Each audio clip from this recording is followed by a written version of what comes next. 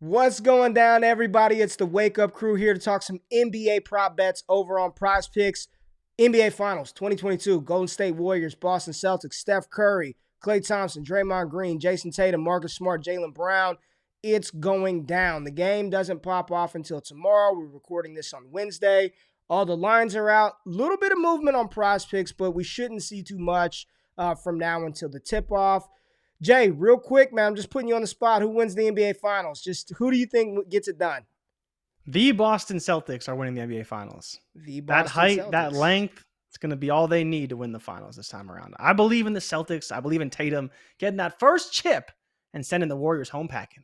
All right. Well, we aren't here to talk about who's going to win, who's going to lose. We want to talk about the props. So let's get into it right now, baby.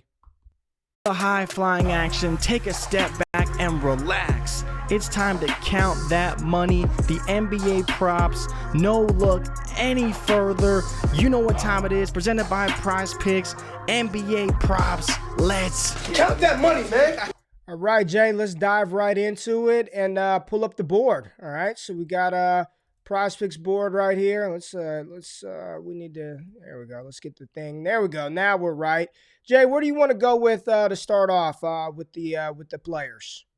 I think I want to start with your boy Marcus Smart, because when we were running his projections, he's the guy who every time we looked at pretty much any of his props, we were looking at overs. We were looking at the points where he plays much better on the road and has been scoring a ton on the road. At home, not as much, but on the road, he's been really, really good so far. And at Golden State, he also scored 20 points. But as well, you look at the rebound prop, he's hit his 4.0 number or pushed in 8 straight games. So again, you see a guy who is hitting a lot of numbers, looking towards a lot of overs. And I know that you made this comment. If he's getting blocks, if he's getting steals, if we're projecting the over for the points, the rebounds, why aren't we just taking the fantasy score? The fantasy score at 29, he could go way over this number. We know that Golden State turns the ball over at the 29th rate in the NBA. Ray, where are you at with Marcus Smart? Do you think the fantasy score is the best play, or do you like the rebound prop maybe a little bit more simply because he only has to get to 4? Yeah, I think I like the rebound prop a little bit more. And in our projection model, we do have Smart going over this number. I believe we have him projected right at 5.4 rebounds. You know, we saw Golden State give up a lot of boards to Dallas, right? To, Luka. Luka got his boards. I know a lot of people were on Jalen Brunson's rebound props during that series. Marcus Smart, again, 6.2 over his last 5. He's hit or pushed this number in 5 straight. You said 8 straight games.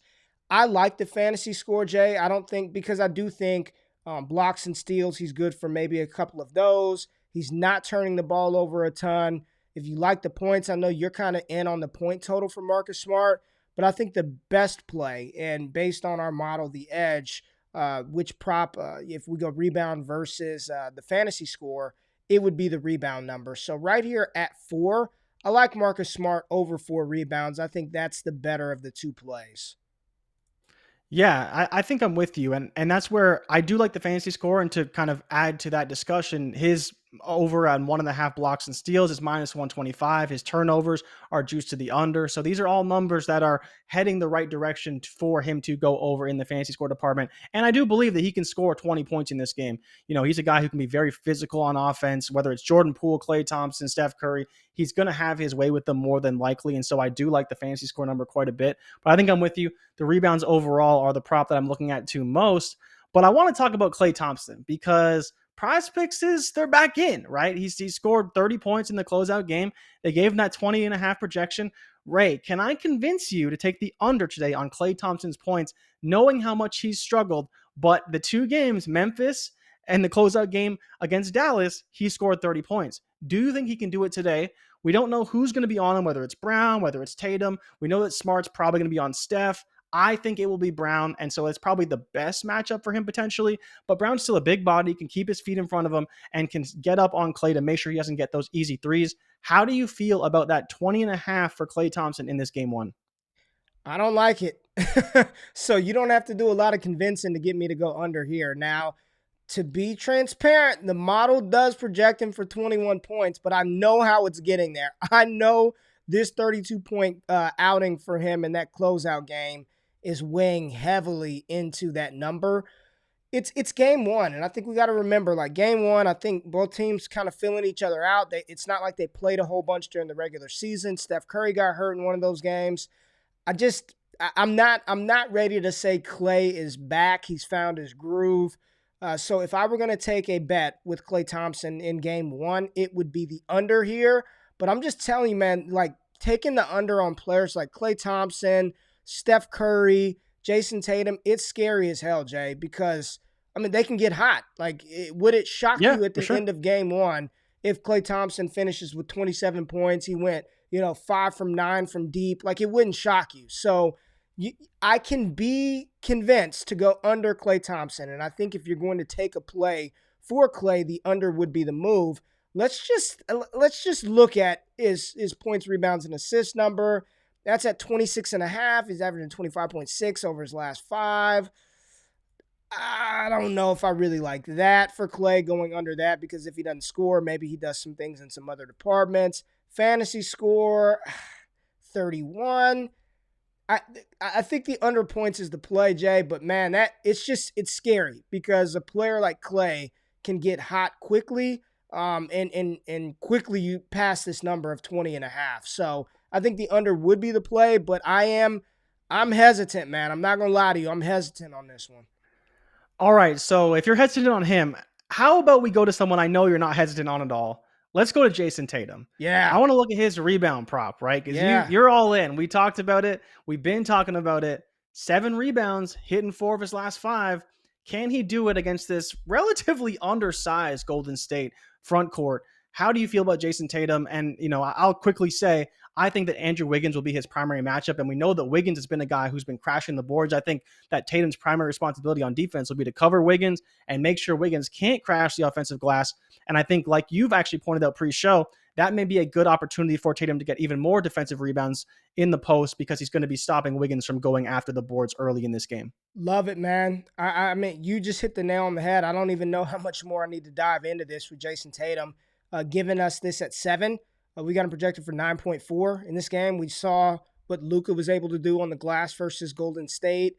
I love it. They've got length everywhere. They've got the size. Tatum's not going to be playing on Curry.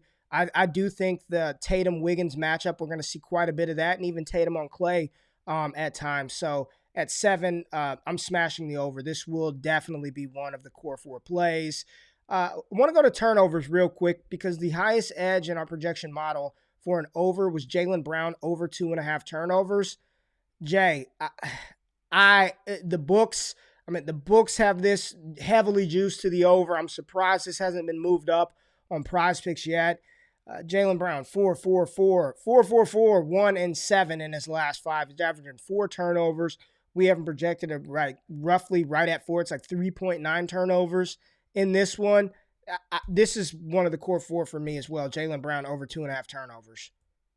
Yeah, I like it. And you just see it when he played against Miami. He really struggled. They were very physical with him, and he kept just dribbling the ball off his feet or just losing it. We saw Victor Oladipo strip him like 4 times, it felt like, in the fourth quarter of game 5. But again, it's one of those things that I do like it but the issue is that is Golden State going to give him the same fits being this slightly undersized team, right? They're going to be more finesse, and we'll see how they play. But I think you're right. Like the pre finals jitters and being there for the first First time, time. we may see a little bit sloppier play from Boston, especially early on and on the road, than we're anticipating at home. So I am with you. I think Jaylen Brown under or over, sorry, these 2.5 turnovers is another great bet to make. Anything else you just want to touch on real quick? I know we were both looking at like Derrick White's steals. Jay, didn't you say this was juiced heavily to the over on the books? Yeah, this is just heavily the over, and as you can see here, it's pretty easy to see why. Derrick White, when he plays 20 minutes, he gets 2+ steals throughout the playoffs so far. He's averaging, like you see, 1.5, only half a steal on the books. I think it just comes down to is he the guy who matches up with Jordan Poole? And I think there's a very good shot. The problem is I don't think he can stop Jordan Poole, so the guarantee of minutes there is a little bit tougher to come by. I'm curious how Jordan Poole fits into this series. Like, the steals for him look good as well. How much he's going to play? Do they play really small? Do they play Looney a lot? And then the X factor, like we talked about before the show, was Bob Williams. Is he going to play, or is he going to be a relative non-factor because he's injured, right? And I'm not really sure how he fits in, but I do like him a lot, right? Like 2.5 blocks and steals is a lot. I think he can hit his points, but the problem is are the minutes going to be there for Robert Right. Williams? And we just don't know. So for game one, we're going to be finding out. That's why I'm not all in on Derrick White. If he plays a lot in game one up against Jordan Poole, I'm in for game two. But for game one, I think we stick to what we know, and that's the players that are going to be playing a lot of minutes in this Yep. matchup. And so I think that's why the core that we have right now is great for what we're looking at for game one. Go a little bit lighter, get some more data, and then move on for the next one. 100% agree. So those are the plays that we're looking at, as always, and we love to engage with you all in the comments. Drop who you're looking at early on in the comments below. We can engage with you there. All the picks, data driven, man. We run them through the model. So if you tail, give them hell, and if we fail, don't bail. We'll be back tomorrow with more prop bets, MLB, WNBA, all that good stuff. So enjoy game one of the NBA Finals. We're out. We'll see you next time. Peace.